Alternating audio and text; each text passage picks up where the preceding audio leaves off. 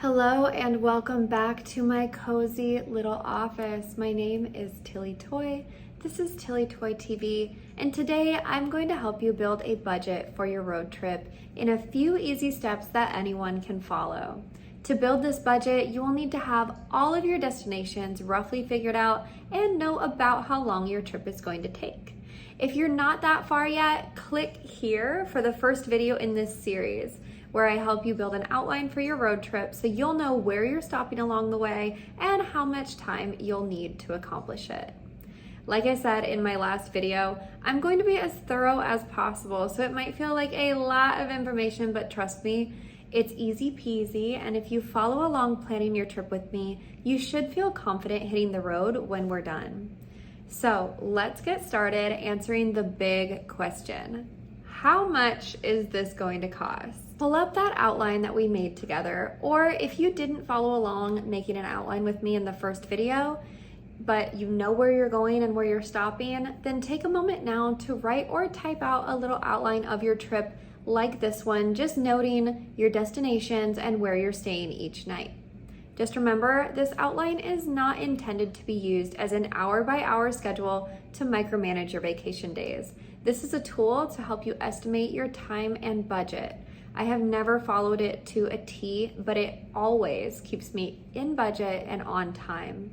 So once you have that ready, open up another note-taking page and title it Budget. Now let's start with the most obvious road trip expense, gas. Beginning with our main route's mileage, so this is the distance between all your destinations on your outline. Let's make some notes under this category. First, your vehicle's gas mileage. If your car is newer, then the factory gas mileage claims may be accurate.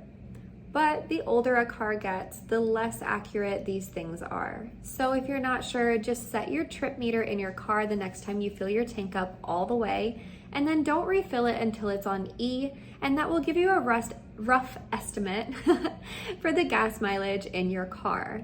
So I know that my Subaru gets 30 miles to the gallon, so I'm gonna put 28 to be conservative. The second note we'll make is the average price of gas for your road trip. The prices may change quite a bit from your starting point. So we're going to open up our browser and go to AAA's gas price map. I've got it linked below in the video description. It has states color-coded to indicate higher and lower gas prices. So I add up the gas price of these 6 states that I'm visiting and then divide them by 6 to average them. And my average gas price lands at about $3.24 per gallon. Now, my average price per gallon came out pretty close to the national average, but you can see here that if you're road tripping the West Coast up to California, Oregon, and Washington, your average would actually be $4.31. Or if you're doing the Gulf Coast from Florida to Texas, you'd be around $2.80 a gallon. So the region that you're traveling through can make quite a big difference here. The third note that we'll make is already here on our outline, the total length of our main route. Now, let's do a little bit of math. We're going to divide the total main route mileage by your vehicle's gas mileage. So my main route here is 3,934 miles, and we're estimating that I'll get 28 miles per gallon. So 3,934 divided by 28 is 140 and a half. So I'll put 141 just to make it round, and now we know the main route will take approximately 141 gallons of gas to complete. So now we just multiply that by our price per gallon. So for me, that's 141 times 324.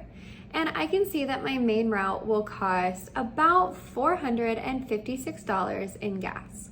And just to reference those gas prices again, if we did the same length of trip on those West Coast states, so California, Oregon, and Washington, the total cost would be about $607 for this same length trip.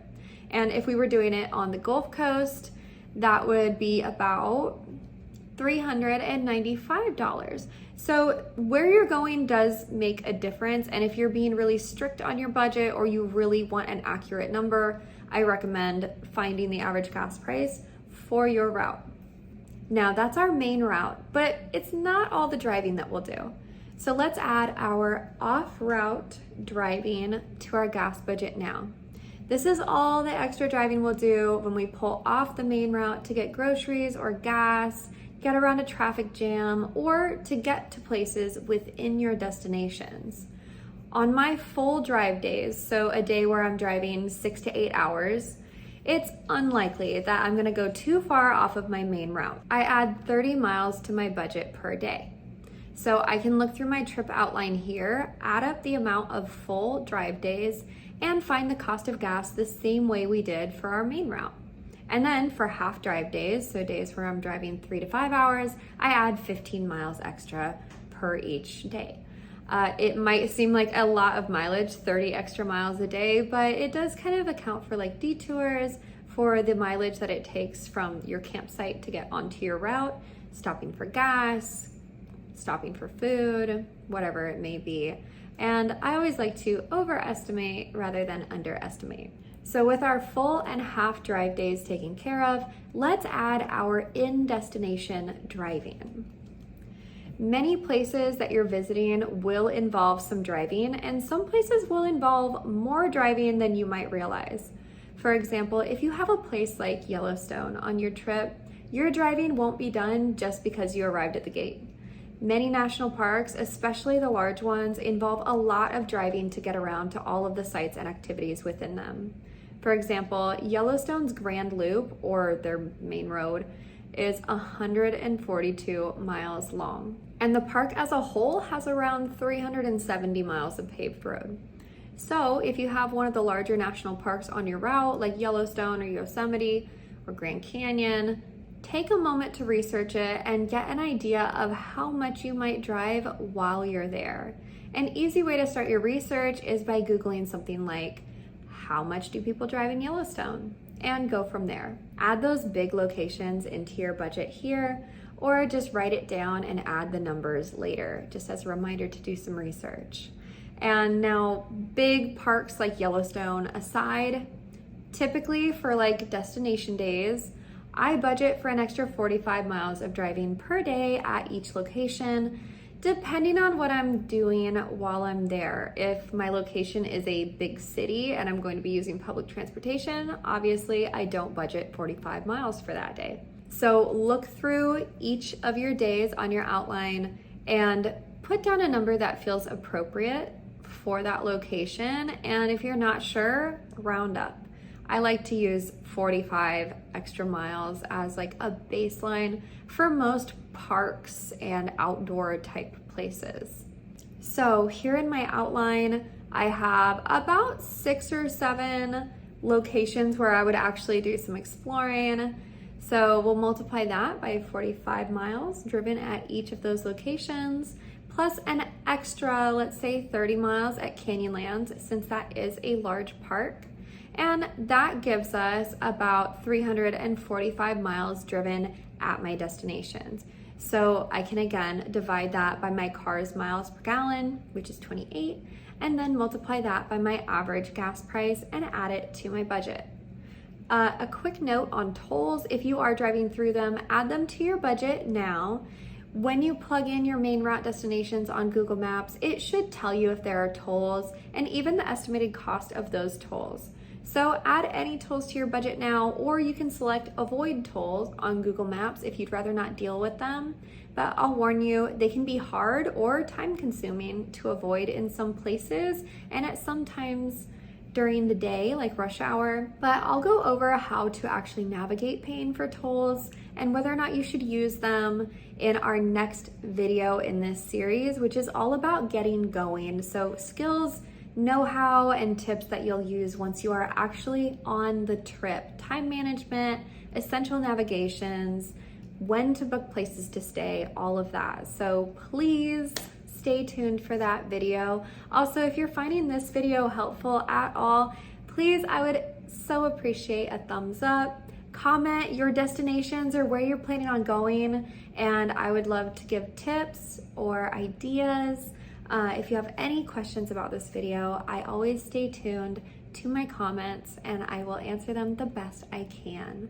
I really hope that this video can help you plan a road trip that you get to go set out on an adventure on and experience. That makes me very happy. All right, back to the video. Our gas portion is over and we're on to the next budget point, our accommodation. So, however you're sleeping, whether it's in an RV or tent camping, car camping, hoteling, or a combination, it's time to look at each destination and find yourself a few options for the night. Now, this is not a research expedition right now. You don't need to go digging deep and picking the perfect places to stay each night. I would just aim for finding 3 options near your destination and just note the average price on your road trip outline for each night. So go open Google Maps, zoom in on a location that you're going to visit, type in hotel or campsite or RV site, whatever it is that you need, and see how many there are, note the average price, and move on. If you pull up one of your locations and there are 2 or less accommodation options, make a book ahead note for that night in your outline, so that way you'll see it while you're looking ahead on your trip, and remember that you probably should book that a little ahead of time since spaces may be limited. BLM campsites are oftentimes free, so I always check for those. But even if I find one, I always put an average price for the location down for paid campsites, and I factor that into my budget just because free campsites are not guaranteed. First come, first serve campsites are not guaranteed. And like if you plan on car camping and like every now and then parking in like a Walmart parking lot to sleep, that is also not guaranteed, and you should have a backup plan in mind. So moving on, once you've found your average cost for each location each night and put it into your road trip outline, you can add them up and enter it onto your budget sheet here. Now, I'm trying to touch on everything, so a quick note on laundry. If you're going to be gone for more than a week, you might need to wash some clothes. So you can opt to bring your own soap, a basin, and a clothesline and just hand wash your clothes as you go, or you can budget for a laundromat here and there, which averages $3 to $5 per load of laundry, and that's total to wash and dry in the US. Keep in mind, more touristy destinations are gonna lean on the side of $5 or more. I think I've paid like $7 for a load of laundry once in like Moab, so just be aware of that and add that to your budget now if it applies to you. If you're in hotels for part of your trip, then many of them have free laundry, coin laundry, or a paid laundry service. Just check the hotel amenities when you're booking, because that can be a really convenient way to get some laundry done. Now, let's move on to the next big chunk of our budget, food. I love food. It's time to decide if you are going to be cooking your meals, buying them, a combination of both. I always do a combination. So think about it, go through all your destinations and be like, am I gonna eat here? Am I gonna, maybe buy lunch but cook my breakfast or whatever? Do I need to make a grocery list?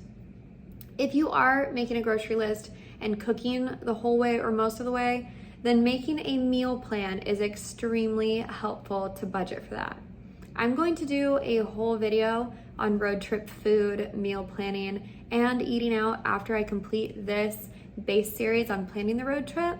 So check my channel under road trip planning playlist, and I will be there to help you with that in the future after I release this video. So anyways, take a look at your outline, add in your food budget, and we will also add a little water budget, or you can just group that into your food budget if you are just doing a grocery list. But water, very important. Not all campsites will have potable water, and not all hotels will have free water. And the tap water in some cities is super gross. Like in Oregon, it's fine. In Texas, it's nasty. So I don't know, I'm a water snob, so maybe you're cool with it. I don't know. Regardless, not all campsites have potable water, and while almost all national parks will have some sort of free water source, and they usually have a lot of bottle fills, I have also found those to be closed occasionally. just due to like plumbing or the well being dry just seasonally. So I would not count on those alone. For 2 people, I recommend a 3 to 5 gallon container that you can refill your water bottle with, or you can just make sure to buy a few gallon jugs every time that you resupply along your trip. I always budget to be buying it by the gallon as I go, even though I'm usually able to fill it for free through a lot of my trip.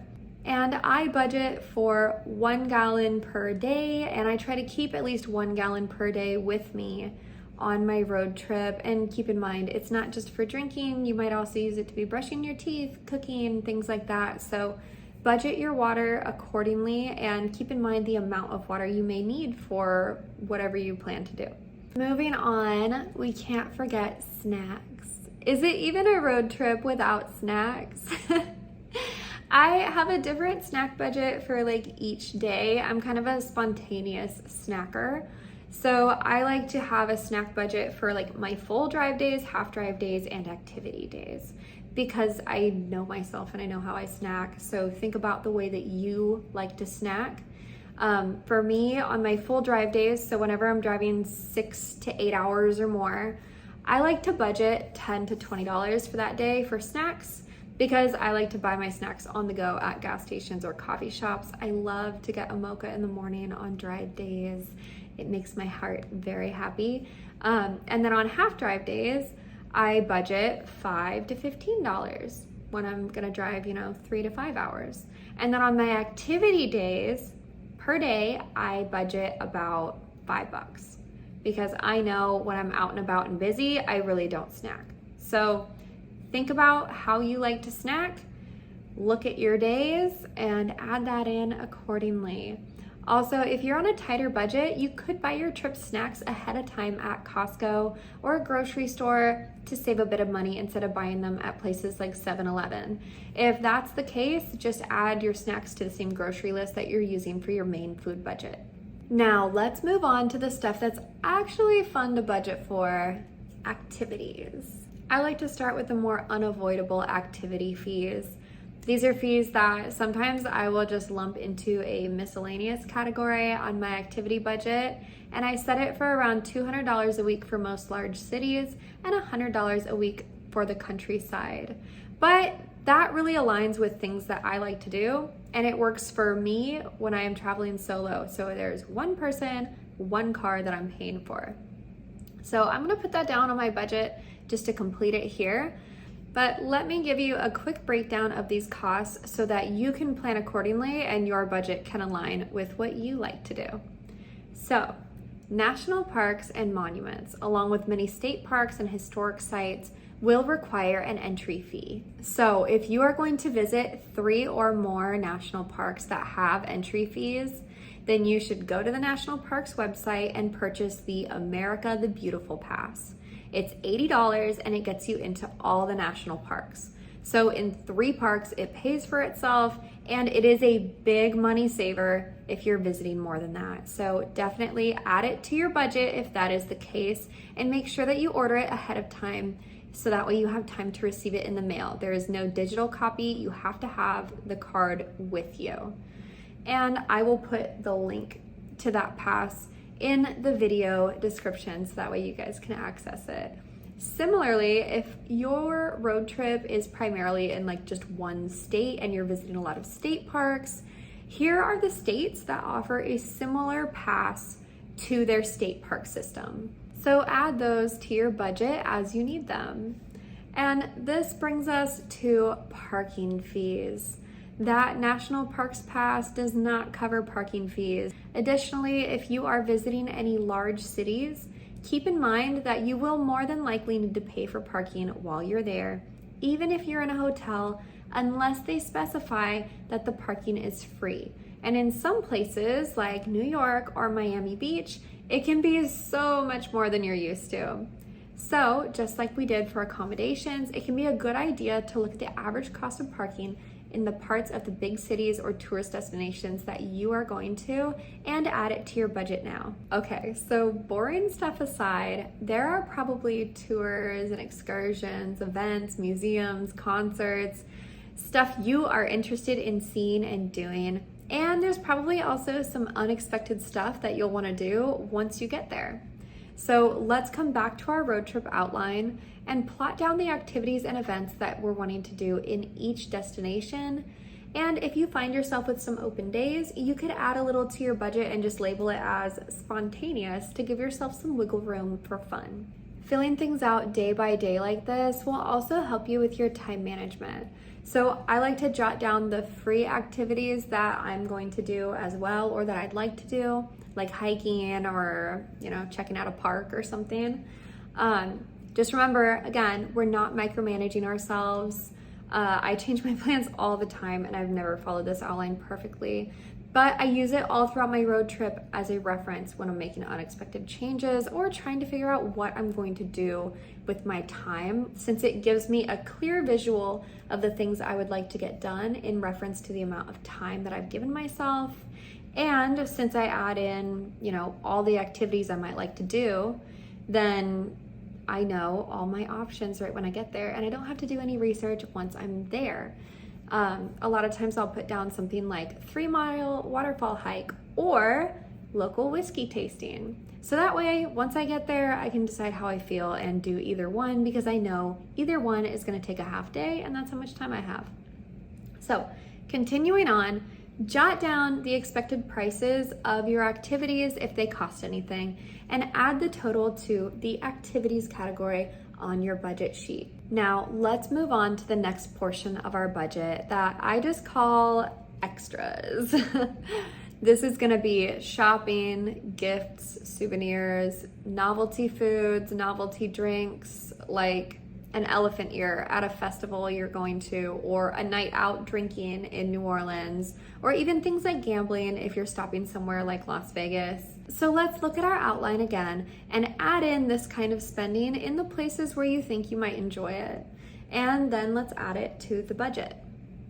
I know you can't always plan for when you're going to feel like shopping or not, or if you'll actually feel like drinking all night once you get to that party city you're visiting, but you know yourself best. If you know that you like to get souvenirs, add a budget for that at each destination. If you know that you're gonna get to that party city and probably go wild, add it to your budget. The extra category of shopping, novelty foods and drinks and stuff like that is often a place where people go over budget. So really be honest with yourself and, like I always do, overestimate rather than underestimate, but don't use that overestimation as an excuse to spend more money than you need to.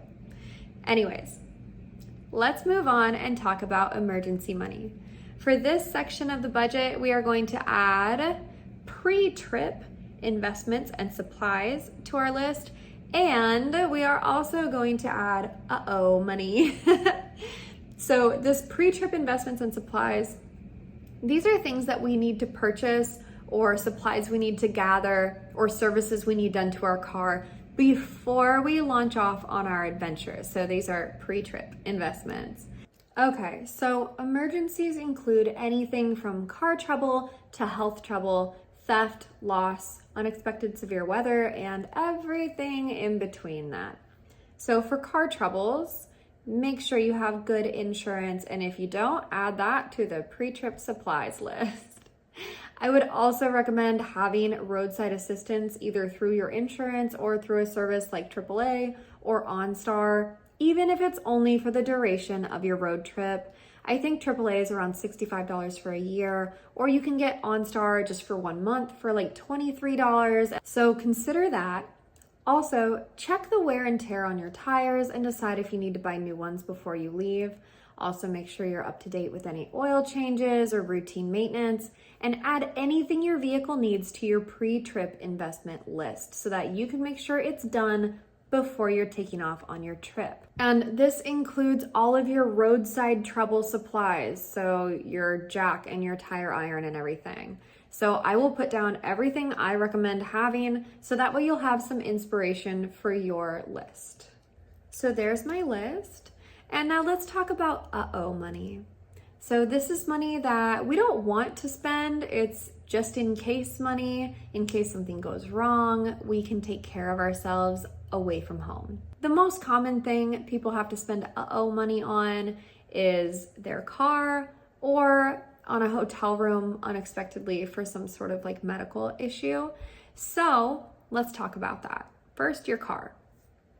If you have good comprehensive insurance or a good warranty that covers major mechanical issues, I would make sure that you have at least the deductible for those policies set aside as uh-oh money. If you don't have comprehensive insurance or a mechanical warranty, then depending on the average repair cost of your make and model, which you can just Google that for your make, model, and year, the average repair cost, I would at least have a minimum of that set aside. But personally, I don't do any long road trips, so anything over a week, without at least $2,000 set aside for car troubles in my uh-oh money. So that covers my $1,000 insurance deductible and any surprises that my insurance or warranty may not cover. So whatever number makes you feel confident that you can fix your car if need be, jot that down on your uh-oh money list. Keep in mind, the money added to this list is in case we need it, not money that's guaranteed to be spent, and hopefully it's not spent. So if you already have an uh-oh savings for car troubles or things of that sort, you might be comfortable knowing that you're covered and not have to set aside extra for this. Moving on, health troubles. You know yourself best, so budget to take care of yourself well based on your current state of health. The most common health troubles people run into while road tripping are pretty simple, but do sometimes require over-the-counter medication or even a stop at an urgent care along the way. Upset stomach, headaches, unexpected seasonal allergies, sciatic nerve or back pain from all the driving, sunburns, scrapes, cuts, bruises from adventuring, and blisters or strained muscles from walking or hiking at your destination are all common things that might need to be cared for on the road. If you don't already have one, you should add a well-equipped first aid kit to your pre-trip investments list, or put one together from your home medicine cabinet. I did both. I purchased a pre-packed first aid kit that's made for backpacking, and it lives in my day pack that I take with me on hikes and excursions.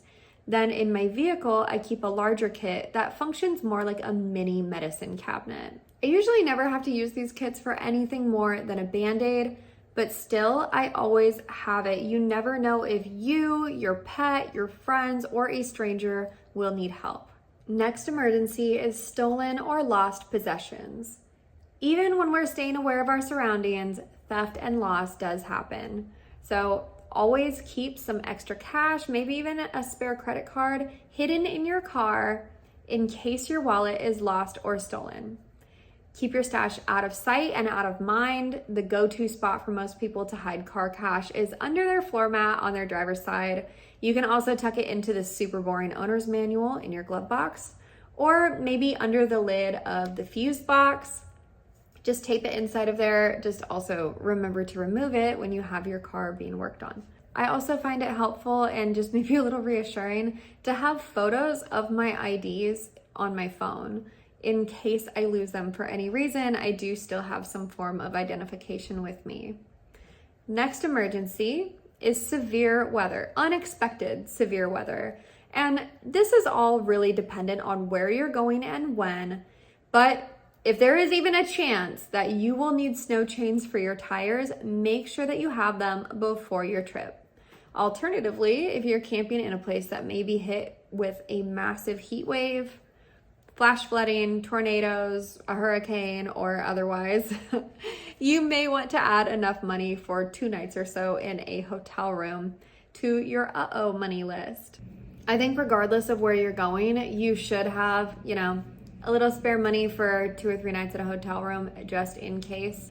Also, that hotel room money can come in really handy for any medical reason if you do need to get off of your feet for a few days for some injury, or if you just have an awful case of food poisoning. That would make some air conditioning and a toilet really worth the money. Anyways, that covers pretty much all the most common expenses that you will run into on your road trip. So let's add them all up right here at the bottom, and we've got our total for our road trip, and we know about how much it's going to cost. We did it, guys. So now we know how long it will take and how much it will cost, and we can actually get to the action. I hope this video was helpful. If it was, please give it a thumbs up and comment any questions that you may have. I try to stay tuned to my comments and help out whenever I can. The next video in this series is all about getting going. So again, we're gonna go over all the skills and know-how that you'll need once you've actually departed on your trip. I've done a lot of trips with first-time road trippers, and I have a pretty good beat on what skills are new to people and what things they didn't think of before they took off.